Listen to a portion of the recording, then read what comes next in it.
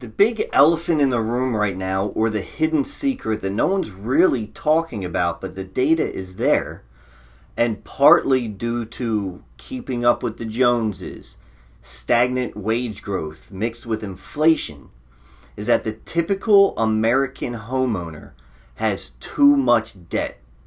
Whether it's on a high interest credit card at 18 to 22%, auto loan rates have increased, but they have shorter terms than a mortgage, so that payment is high. And people are just trying to get by without talking about it. We just went through a time during the pandemic where rates were really low and cash was flush, right? So a lot of the typical American homeowners are struggling right now, just getting by, putting, not dipping into their savings, but using credit. All right. But the one good thing that American homeowners have right now is equity. And that's why we continue to talk about why home ownership matters, not just when buying a home and as a long-term investment vehicle. It's also a financial vehicle for lifestyle changes and the cycles that we go through in life. All right. Now, a lot of these homeowners, they refinanced or got a low rate back in 20 and 21, and let's say that's like 3%. So many people think we should not refinance that first at all because we have that low rate, which certainly could be the case. However, what is confusing and what not a lot of people are thinking about is all this other high-end interest rates on credit cards and, like I said, auto loans or personal loans even, right? People are just, credit's easy to get. It just depends on what's right for you, right? So what we do, and I have always done with a lot of our clients, is we take a full look at their specific situation and do simple break-evens and cash flow analysis to see what could make sense, right?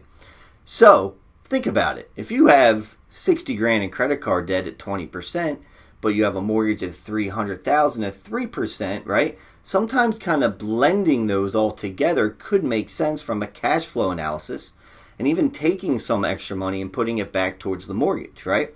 It's not as complicated as it might sound right now when broken down into a simple format. We've had clients that have, yes, if their mortgage goes from 3% to, let's say, 6%, right? Yes, their monthly mortgage payment will go up, especially if we're adding things in, right? But compared to all the other debts and the monthly payments that are being paid off, right? They actually net money into their pocket each month while freeing up credit.